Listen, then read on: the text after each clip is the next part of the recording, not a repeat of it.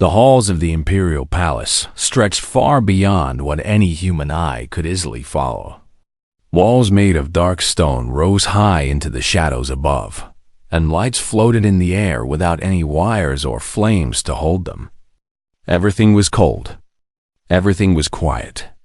And everything made Han Yuna feel very, very small. She pushed her cleaning cart down the long hallway, the wheels squeaking softly against the polished floor. The sound echoed around her like a small animal calling out in an empty cave. She had learned to keep her head down in this place. She had learned to be invisible. Yuna had worked in the imperial palace of the Keth Empire for 3 years now. 3 years of mopping floors, scrubbing walls, and emptying waste bins that the tall, elegant Keth people would never dream of touching. To them, such work was beneath even their lowest servants. That was why they hired humans. Humans were cheap. Humans were quiet. Humans did not complain. At least.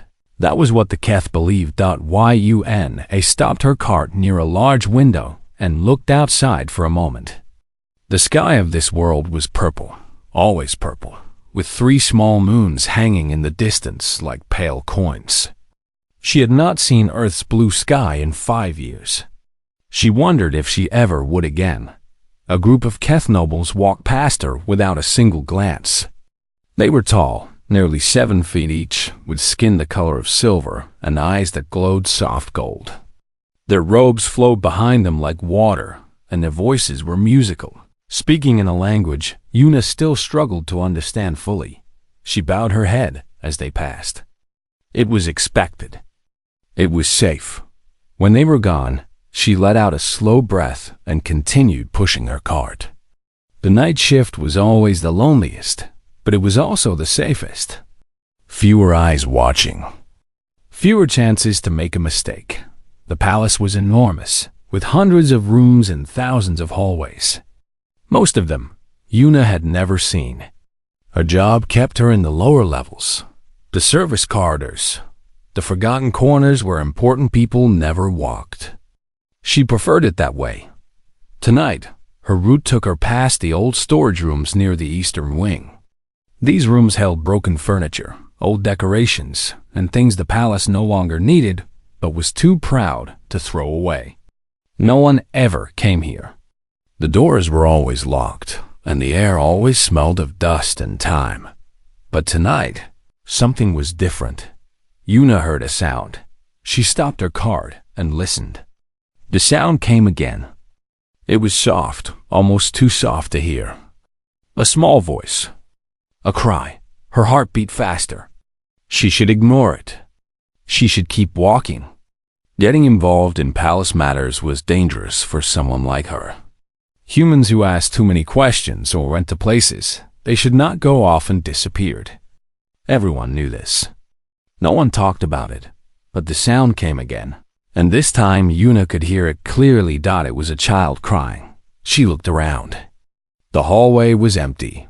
The floating lights flickered slightly, casting strange shadows on the walls. She knew she should walk away. She knew the smart thing was to pretend she heard nothing. But Yuna had never been very good at being smart. She left her cart and walked toward the sound. It came from behind a large door at the end of the hallway. The door was old and heavy, made of some dark metal that had turned green with age. It was open just a crack, just enough for a small body to slip through. Yuna pushed the door gently. It swung open with a low groan, revealing a room filled with shadows and forgotten things. Old chairs were stacked against the walls. Broken mirrors reflected pieces of the dim light. Dusty cloth covered shapes that might have once been beautiful statues or paintings. And in the corner, hidden behind a pile of old cushions, sat a child. She was small, maybe 5 or 6 years old by human standards. Though Yuna knew that Keth children grew differently. Her skin was the same silver color as all Keth, but softer somehow, not yet hardened by age. Her hair was white and fell around her face like threads of moonlight. Her golden eyes were wet with tears. She looked up when Yuna entered, and for a moment, Neither of them moved. Yuna expected the child to scream. She expected her to run away or call for guards. A human had no business being this close to a Keth child, especially one who looked like she came from a wealthy family. But the child did not scream. She did not run. She just looked at Yuna with those big, golden, tear-filled eyes and said something in the Keth language. Her voice was shaky and small. Yuna did not understand all the words, but she understood the feeling behind them. The child was scared. The child was alone. The child wanted someone to make things better. Yuna took a slow step forward, then another. She kept her hands visible, her movements gentle, the way she might approach a frightened animal. "It is okay," she said softly in her broken Keth. "I am not going to hurt you." The child watched her carefully, but did not move. Away. Yuna knelt down a few feet from the child, bringing herself to the same level. Up close, she could see that the child's fine robes were dirty and wrinkled, as if she had been hiding here for a long time. Her small hands were clutched together in her lap, holding something that Yuna could not see. "What is wrong?" Yuna asked gently. "Why are you crying?" The child looked down at her hands and slowly opened them. Inside was a small toy, a figure of some kind of animal that Yuna did not recognize. One of its legs had broken off. "It broke," the child whispered. "It was my favorite, and now it is broken." Yuna looked at the toy. It was made of some kind of crystal, delicate and beautiful, even in its broken state. She could see why a child would love it. She could also see why a child would cry when it broke. "May I see?" Yuna asked, holding out her hand. The child hesitated. She looked at Yuna's hand, then at her face, then back at her hand. Something in her expression shifted, some small decision being made. She placed the broken toy in Yuna's palm. Yuna examined it carefully. The break was clean, which was good. The leg had not shattered into pieces. It had simply come off at the joint. "I think I can fix this," Yuna said. The child's eyes widened. "You can?" Yuna nodded. She reached into the pocket of her uniform and pulled out a small roll of clear tape. It was something she always carried, useful for 100 small repairs in her daily work. She carefully aligned the broken leg with the body of the toy and wrapped the tape around the joint, pressing firmly to make sure it held. It was not a perfect repair. The tape was visible, and the leg would never be as strong as before. But it was together again. It was whole. She handed the toy back to the child. The child took it with both hands, turning it over and over, looking at it from every angle. Her tears had stopped. Her eyes were wide with wonder. "You fixed it," she breathed. "You really fixed it." Yuna smiled. "It is not perfect.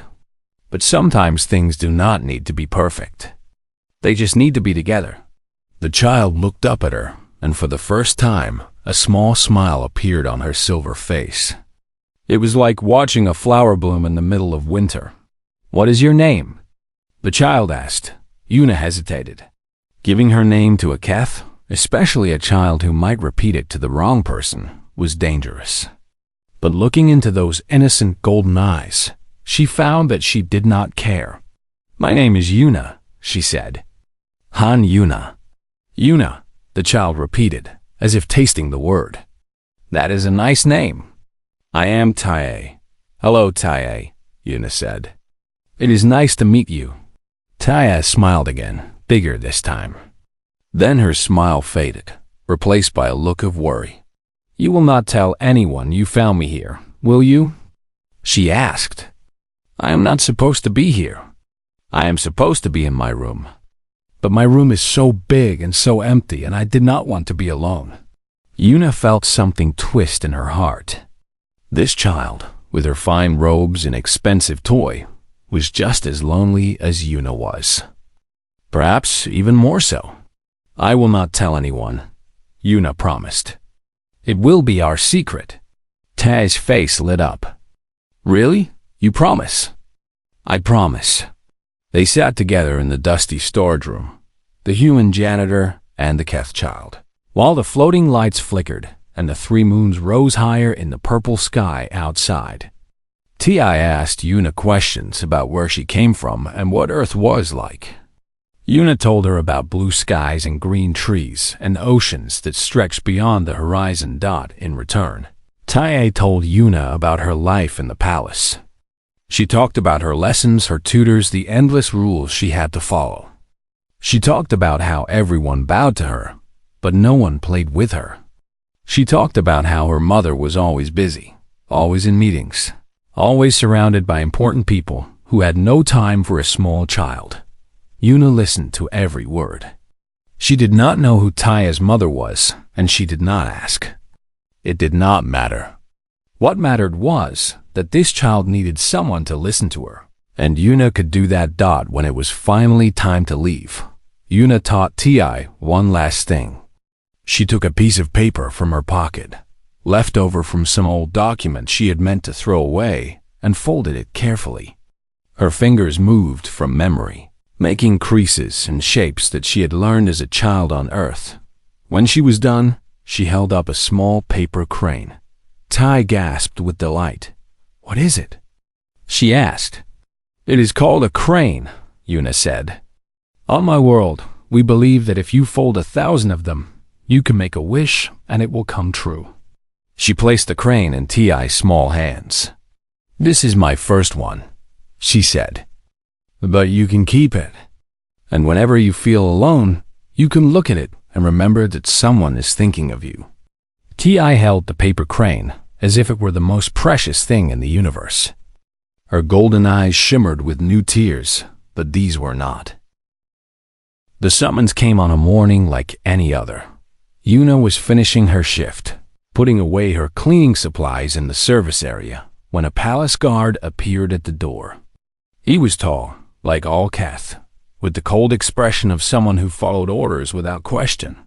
His armor was dark metal, polished to a shine, and the symbol of the Imperial House gleamed on his chest. "Human," he said. "Han Yuna, you are summoned to the Imperial Chambers." Yuna's blood turned to ice. "The Imperial Chambers?" She repeated, her voice barely above a whisper. "You will come with me now." It was not a request.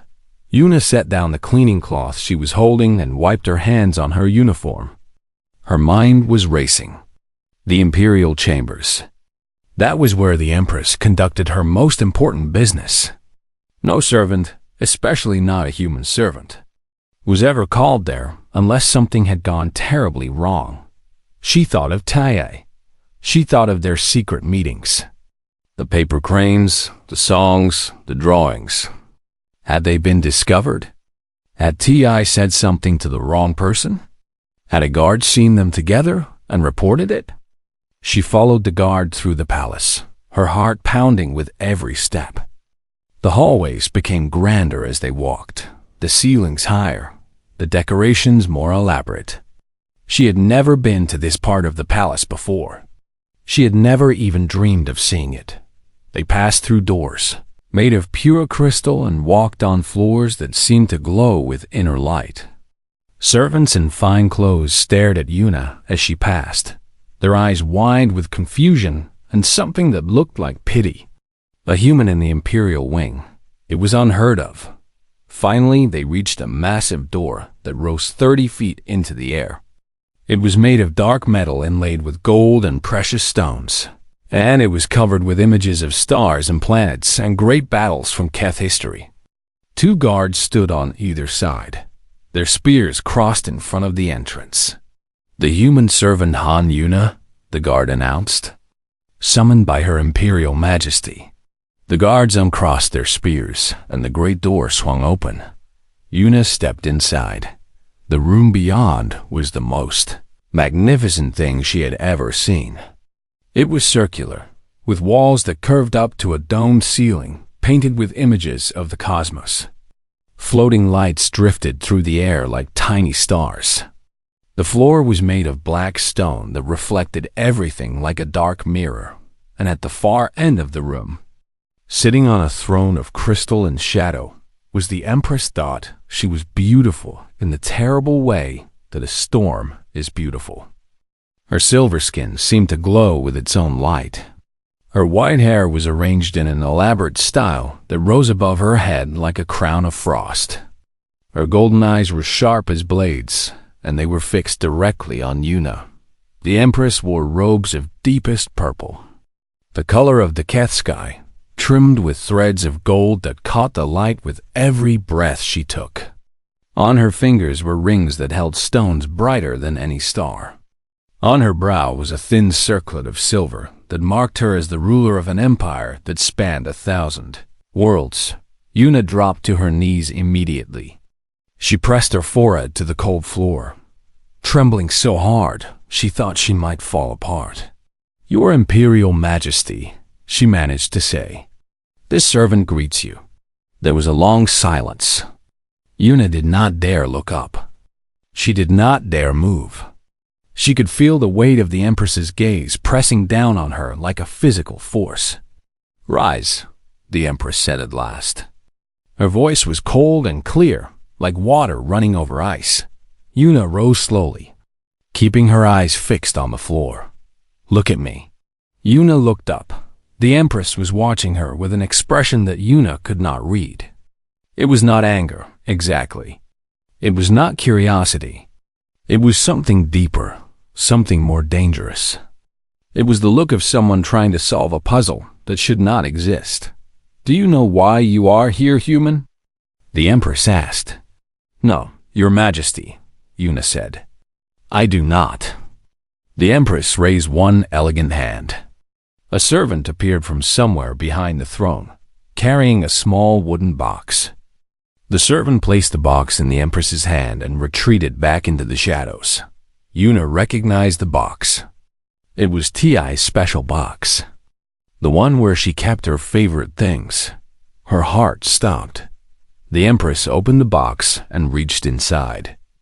When her hand came out, it was holding a piece of paper, a drawing, made with uneven lines and colors that went outside the shapes. A drawing of a figure with dark hair and kind eyes, wearing a gray uniform, holding a paper crane. The Empress held up the drawing so that Yuna could see it clearly. "Do you know what this is?" she asked.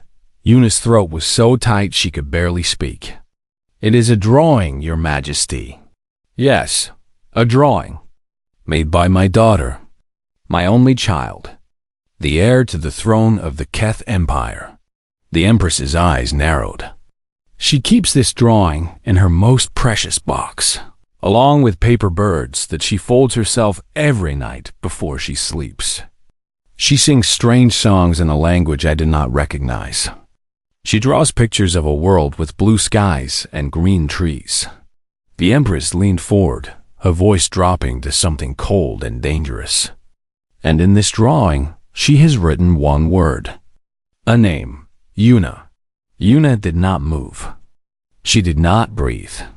"So I ask you, human," the Empress continued, "how does my daughter know you? How does the heir to the Keth throne know a cleaning servant well enough to draw her picture and treasure it above all her other possessions?" The silence stretched between them like a wire pulled too tight. Yuna knew that her answer in this moment would decide everything. She could lie. She could say that she had never seen the princess, that it was all a mistake, that there must be some other explanation. Perhaps she could escape with only a small punishment. Perhaps she could walk away with her life. But then she thought of Tia, sweet, lonely Tia, who had no one to play with and no one to talk to. Tia, who had searched the palace for weeks just to find one kind person. Tia, who held a paper crane in her small hands and believed that wishes could come true. Yuna could not lie. She would not lie. "Your Majesty," she said, her voice steady despite her fear. "I met the princess 8 weeks ago. She was crying in an old storage room near the eastern wing. Her toy had broken, and she was alone and scared. I comforted her. I fixed her toy. I gave her a paper crane. The Empress's expression did not change, but something flickered in her golden eyes. "Continue," she said. "After that night, she found me again. And again. We would meet in secret, in places where no one would look for us. I never asked who she was. She never told me. I only knew her as T.I., a lonely child who needed someone to talk to. And what did you do during these meetings?" I taught her games. Earth games from my home world. I taught her songs. I taught her to fold paper cranes. We talked. We laughed.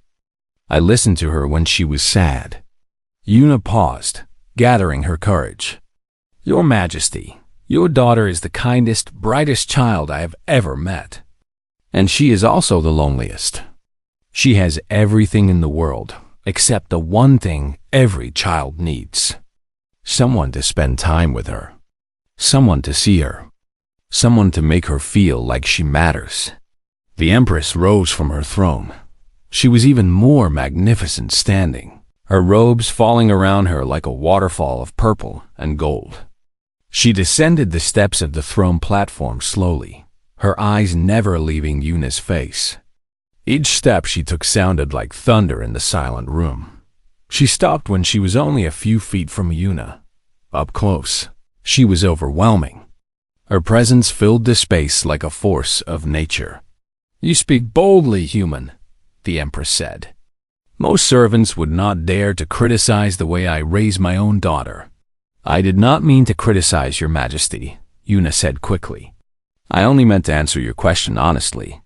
"And you believe honesty will save you?" Yuna lifted her chin, meeting the Empress's gaze directly for the first time. "I do not know if anything will save me, your Majesty. But I would rather die with the truth on my lips than live with a lie in my heart." Something changed in the Empress's face. The coldness cracked, just for a moment, and Yuna saw something else underneath. Something that looked almost like pain. "You comforted my daughter when she was crying," the Empress said slowly. "You fixed her broken toy. You taught her to fold paper birds and sing songs and draw pictures of a world she has never seen. Yes, your Majesty. In 8 weeks, you gave her more joy than she has had in 8 years in this palace." Yuna did not know how to respond to that. The Empress turned away, walking toward the great window that looked out over the palace grounds. She stood there for a long moment, her back to Yuna, staring at the purple sky and the distant moons. "I became Empress when I was very young," she said quietly. "Younger than Ti is now. My mother died in a war, and I was thrust onto the throne before I knew how to do anything but follow orders. I learned to be strong. I learned to be cold. I learned that weakness was death, and that love was a weapon that others would use against me." She paused, and when she spoke again, her voice was softer. "I did not mean to be a bad mother. I thought that if I kept my distance, if I let others raise her, she would be safe. She would not become a target for my enemies. She would not be used as a weapon against me." She turned back to face Yuna. "But I was wrong, was I not? I protected her from my enemies, but I also protected her from myself. I gave her everything except my presence. Everything except my love." Yuna saw tears forming in the Empress's golden eyes. Not many, just enough to catch the light. It was the first time she had ever seen one of the Keth show this kind of emotion. "Your Majesty," Yuna said gently, "it is not too late." The Empress look the next day came slowly. Yuna had not slept. She had spent the night in her small room in the servants' quarters, staring at the ceiling and thinking about everything that had happened. The Empress's tears. Tai's drawing. The way the great ruler of 1,000 worlds had looked for just a moment. Like a woman who had lost something precious and only just realized it.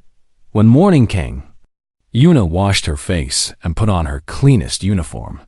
She looked at herself in the small mirror on her wall and saw a tired woman with dark circles under her eyes and worry lines around her mouth. Not exactly the kind of person who should be meeting with an empress, but she had been summoned, and she would go. The guard who came for her this time was different from the one before. He was younger, with a face that was not quite as cold. He led her through the palace without speaking, but there was something in his manner that was almost respectful. This time, they did not go to the great imperial chamber. Instead, the guard led her to a smaller room in a quieter part of the palace. The room was still grand by any normal standard, with high ceilings and beautiful furniture, but it was also warm. There were soft chairs and thick rugs and windows that let in the gentle light of the purple morning sky. The Empress was already there, sitting in one of the chairs. She was dressed more simply today, in robes of pale silver instead of royal purple. Her hair was down, falling around her shoulders in waves of white silk. Without the full weight of her formal appearance, she looked younger, more human, if that word could apply to a Keth. "Sit," the Empress said, gesturing to the chair across from her. Yuna sat. For a long moment, neither of them spoke. The Empress studied Yuna with those sharp golden eyes, and Yuna did her best not to look away. "I have been thinking," the Empress said finally, "about what you told me yesterday. About my daughter. About what she needs." "Yes, Your Majesty. You were right." The words seemed to cost the Empress something. "I have been absent from her life. I told myself it was for her protection, but the truth is that I was afraid. Afraid of loving her too much. Afraid of losing her the way I lost my mother. Afraid that if I got too close, I would not be able to do what must be done to keep the Empire safe." She paused, her hands folding together in her lap. "But fear is a poor reason to abandon the child. I know that now." Yuna did not know what to say. She had never expected to have this kind of conversation with the ruler of a galactic empire. She had never expected any of this. "Last night," the Empress continued, "I went to see TIA. For the first time in many months, I went to her room and sat with her. Do you know what she did when she saw me?" "No, Your Majesty." "She ran to me and hugged me. She hugged me so tightly that I thought my heart would break." The Empress's voice wavered slightly. "And do you know what she said?" Yuna shook her head. "She said, 'Mother, you came. Yuna told me you would come. She said you loved me and that you would come." The Empress's eyes met Yuna's. "You told my daughter that I loved her. You told her this even though you did not know who she was. Even though you had no reason to believe it was true." "I believed it was true, Your Majesty," Yuna said quietly. "No parent is completely absent from their child's life unless they are trying to protect them. That is what I believed. That is what I told Ti. And you were right. But how did you know?" Yuna thought about this for a moment. "Because TIA is a good child. She is kind and curious and full of love. Children do not become that way on their own. Someone taught her how to be good. Someone showed her what love looks like, even if it was from a distance. That someone must have been you." The Empress was silent for a long time.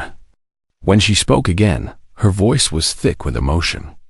"I have ruled this empire for 30 years. I have faced wars and rebellions and threats that would have destroyed a lesser ruler. I have made decisions that cost millions of lives and decisions that saved millions more. I thought I understood power. I thought I understood strength." She shook her head slowly. "But you, a human cleaning servant, have shown me something that all my power could not reveal. You have shown me that the greatest strength is not in armies or laws or the fear of your enemies. It is in the simple act of sitting with a lonely child and making her feel loved." Yuna felt tears prick at her own eyes. "Your Majesty," she said, "I did not do anything special. I only did what any person would do." "No," the Empress said firmly. "That is not true. Many people would have walked past my crying daughter and thought nothing of it. Many people would have kept their distance to protect themselves. You did not. You risk your safety, your position, your very life, to be kind to a child you did not know. She leaned forward, her expression intense. Do you understand what that means, Han Yuna? Do you understand what it tells me about your kind? Yuna was not sure how to answer. The Keth have always believed that humans are weak, the Empress continued. Small bodies, short lives, no natural weapons, no special abilities, nothing that would make you dangerous in a fight. We allowed your people to work in our empire because you were useful and because we thought you were harmless. She smiled, but it was a strange smile, full of wonder and something like respect. But we were wrong. Humans are not harmless. You are the most dangerous species in the galaxy, and you do not even know it. Dangerous, Your Majesty? Yuna asked, confused. Yes, dangerous, because you have something that no other species has. You have compassion. True compassion, the kind that crosses all boundaries and asks for nothing in return. The kind that sees a crying child and does not think about politics or consequences or what might happen if you help. The kind that just acts because it is the right thing to do. The Empress stood up and walked to the window, looking out at the palace grounds. I have seen species that are stronger than humans. I have seen species that are smarter, faster, more advanced in every way. But I have never seen a species that cares about others the way humans do. You do not limit your compassion to your own kind. You extend it to everyone, even those who have done nothing to earn it. She turned back to face Yuna. That is power, Han Yuna. That is the most terrifying power in the universe. Because it cannot be fought with weapons or defeated with strategy. It can only be met with more compassion. And most species do not know how. Yuna did not know what to say to any of this. She was just a cleaning servant. She had never thought about compassion as a kind of power. She had just done what felt right. Your Majesty, she said finally, I am not trying to be powerful. I am just trying to live my life and help the people around me when I can. Yes, the Empress said softly. I know. And that is exactly why it works.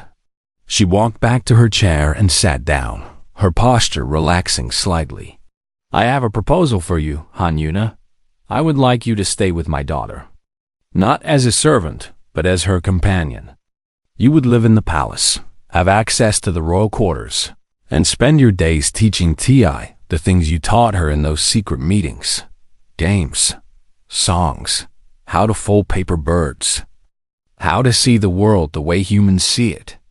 Yuna's heart nearly stopped. Your Majesty, I could not possibly accept such an honor. I am not qualified to be a companion to a princess.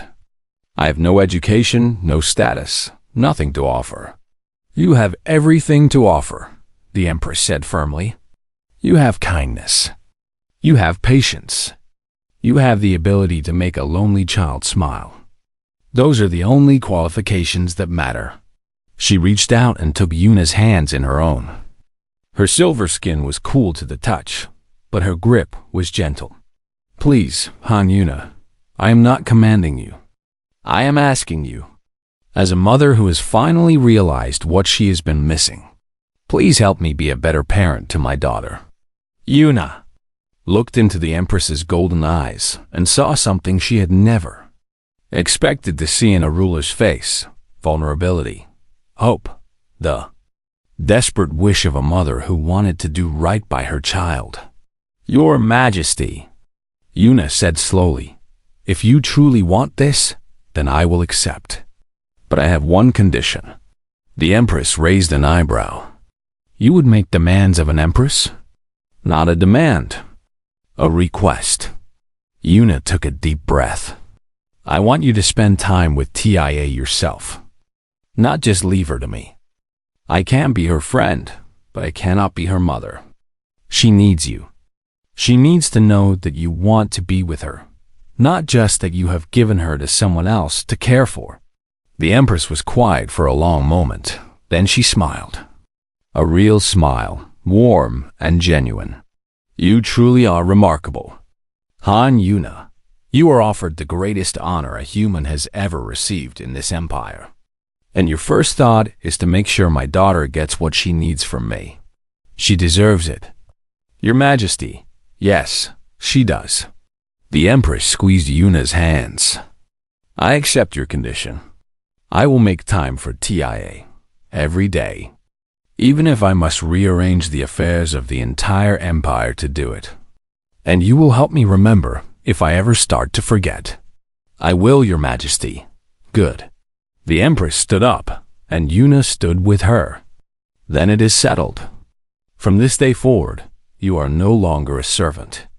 You are a royal companion. You will have quarters in the palace, access to the royal library, and a salary that would make most nobles jealous. Yuna's head was spinning. This is too much, Your Majesty. I do not need any of this. Perhaps not.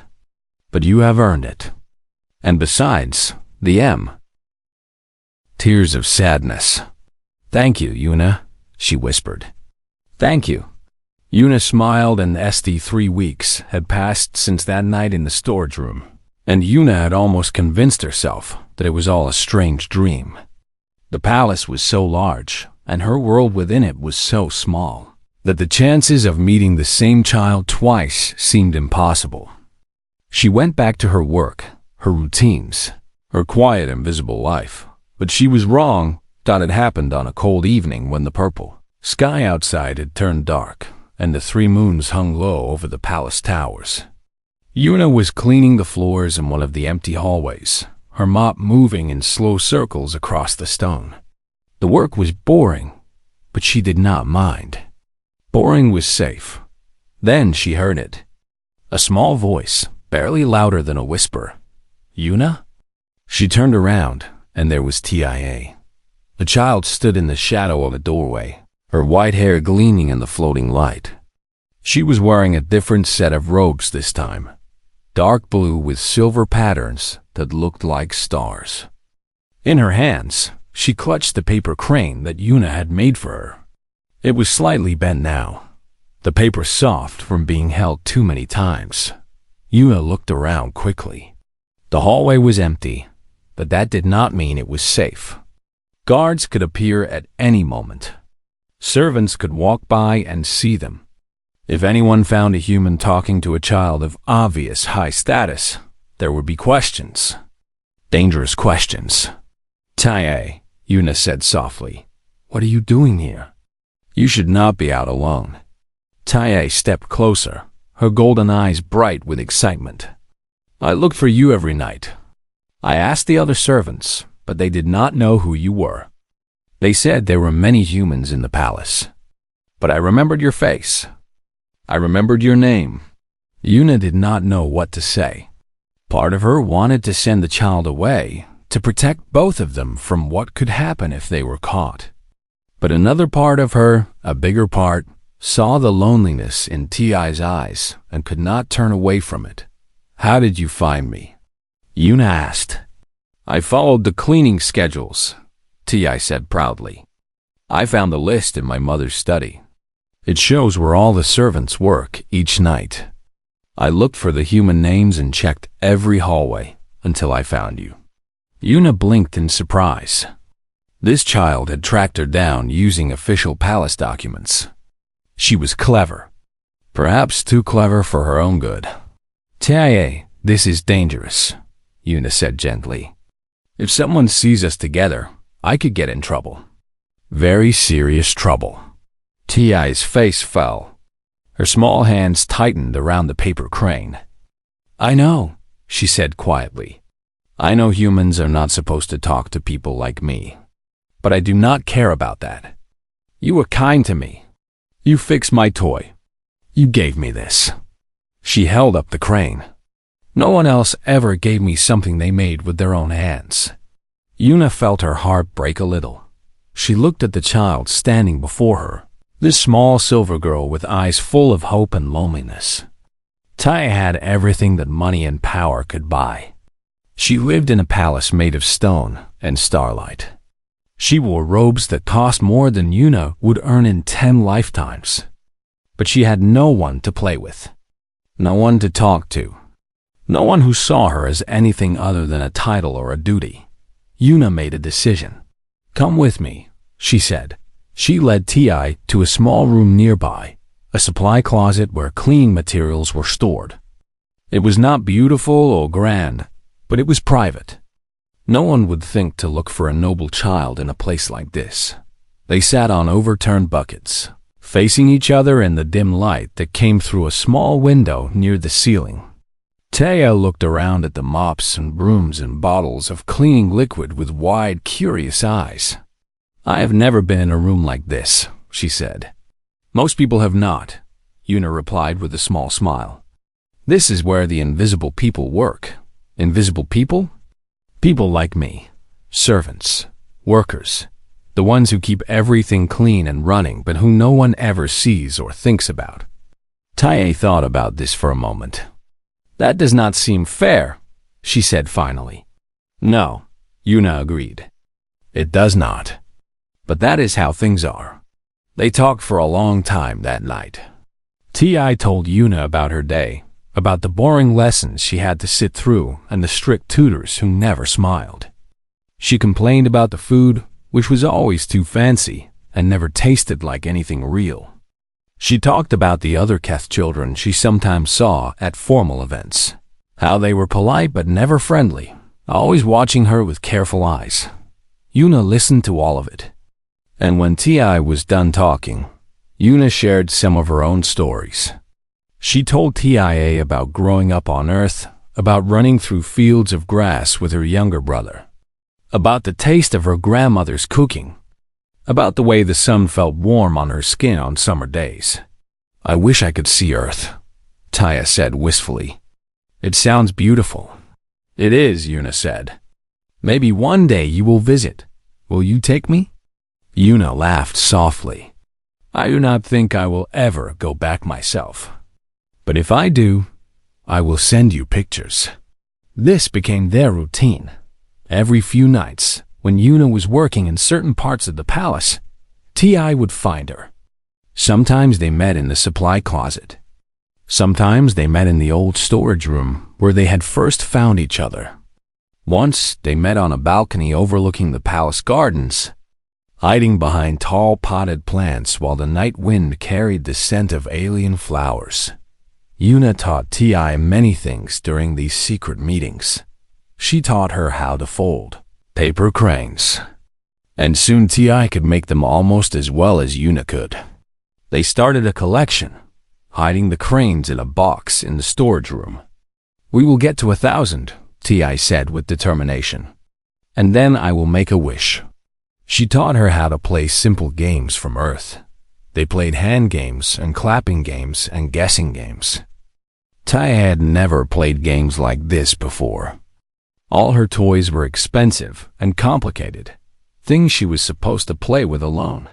She did not know how to play with another person. But she learned fast, and her laughter filled the empty rooms like music. She taught her songs.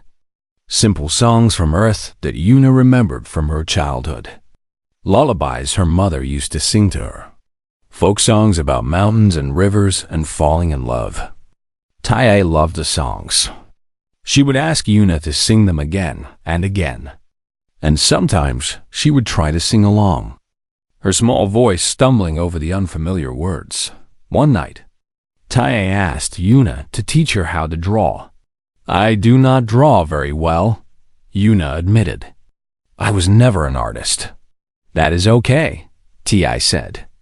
"I just want to learn how you draw. Not the fancy way my tutors teach me. Your way."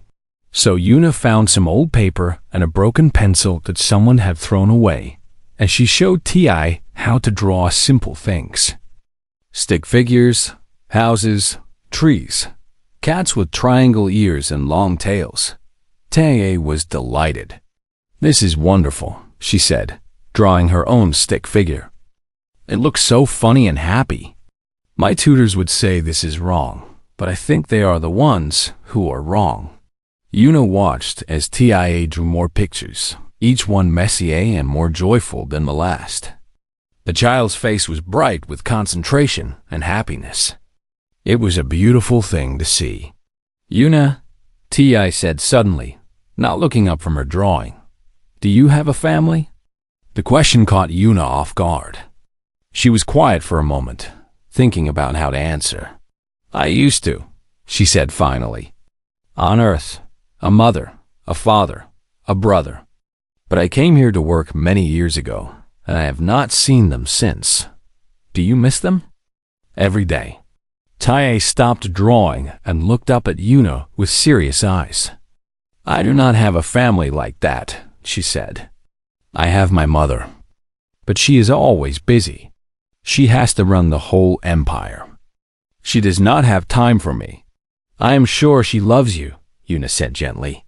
"Maybe," Tia said. "But loving someone and spending time with them are not the same thing." Yuna could not argue with that. They sat in comfortable silence for a while, Ti going back to her drawing while Yuna watched. Outside, one of the moons had set, and the sky was growing lighter. Dawn was coming. They would have to part soon. "Yuna," Ti said again, "can I draw a picture of you?" "Of me? Why would you want to draw me?" "Because you are my friend," Ti said simply. "And I want to remember what you look like, even when we are not together." Yuna smiled. "Of course you can draw me." So Tia drew. Her tongue stuck out slightly as she concentrated, making careful lines on the paper. She drew a figure with dark hair and kind eyes, wearing the gray uniform of a palace cleaner. She drew the figure holding a paper crane. Around the figure, she drew little stars. When she was done, she held up the picture proudly. "This is you," she announced. "Yuna from Earth, the kindest person in the whole palace." Yuna looked at the drawing. It was simple and childish, with uneven lines and colors that went outside the shapes. But it was also beautiful in a way that fancy art could never be. It was made with love. "It is perfect," Yuna said, her voice thick with emotion. "Will you keep it safe?" "I will keep it forever," Tia promised. "I will put it in my special box with my favorite things." They said goodbye as the first light of morning touched the palace windows. Tae slipped away to her grand rooms, and Yuna went back to finish her work. Neither of them knew that the simple drawing would change everything. Neither of them knew that Tae's special box was in her bedroom, right where her mother would find it during a rare visit to see her daughter. Neither of them knew that in just a few short weeks, Yuna would be standing before the Empress herself, looking at that same drawing while golden eyes stared at her with cold suspicion.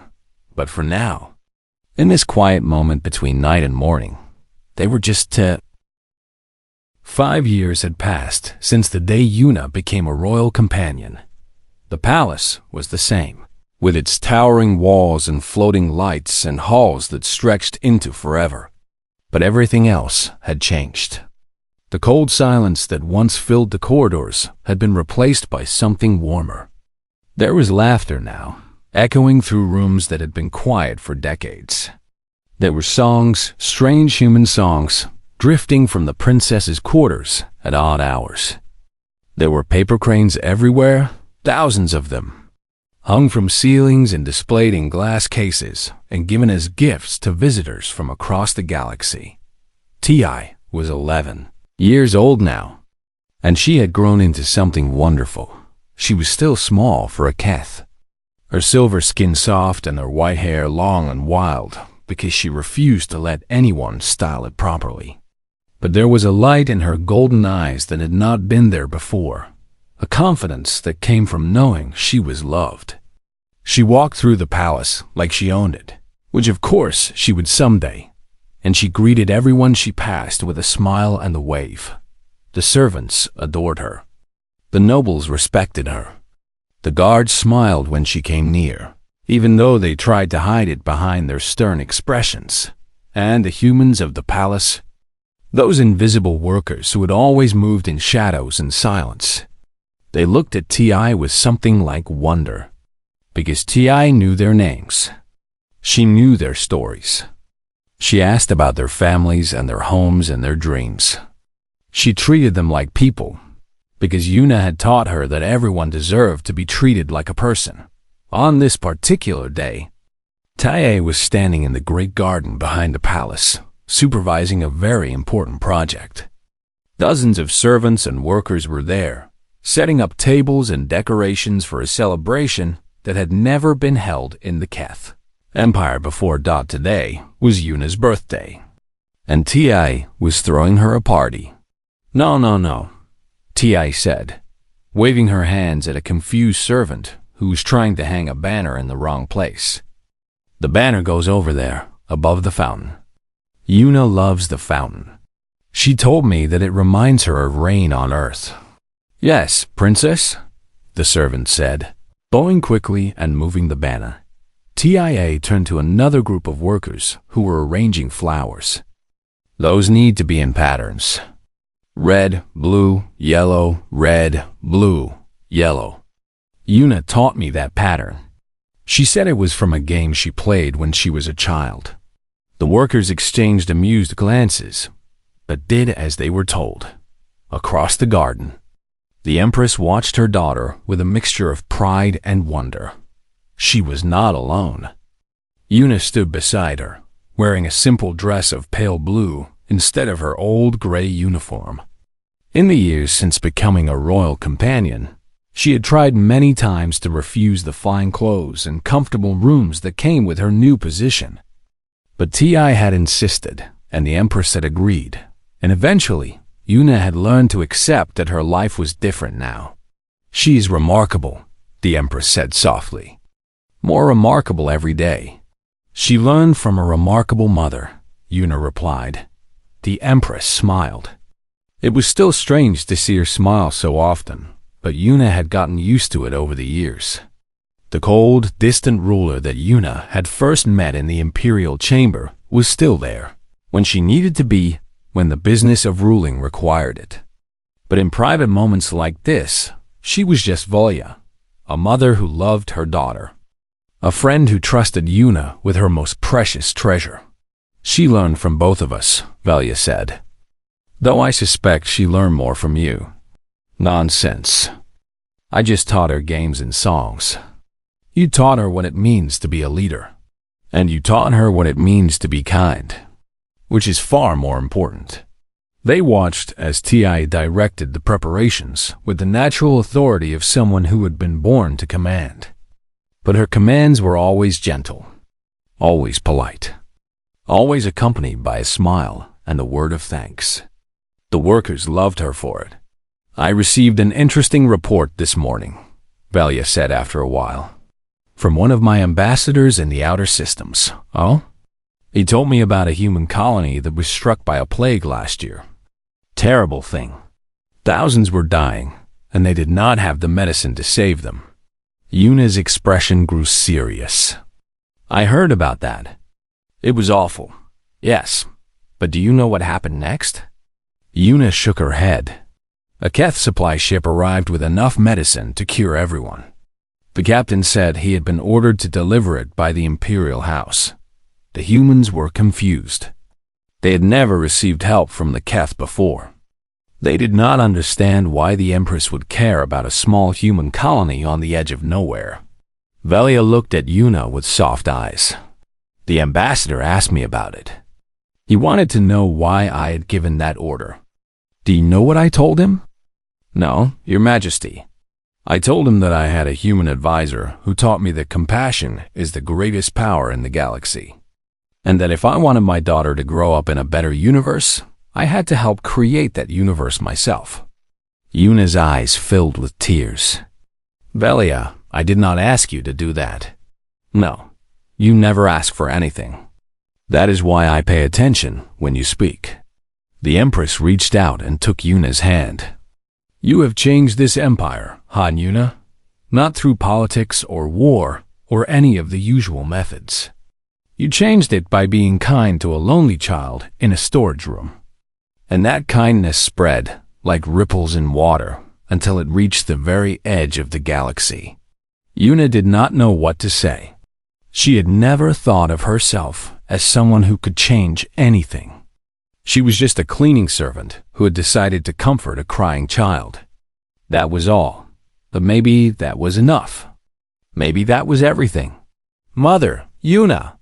Ti came running toward them, her robes flying behind her and her white hair streaming in the wind. "Everything is ready. Come and see." She grabbed both their hands and pulled them toward the center of the garden, where the celebration had been set up. There were tables covered with food, both Keth delicacies and earth dishes that Yuna had taught the palace cooks to make. There were lights strung through the trees, twinkling like stars.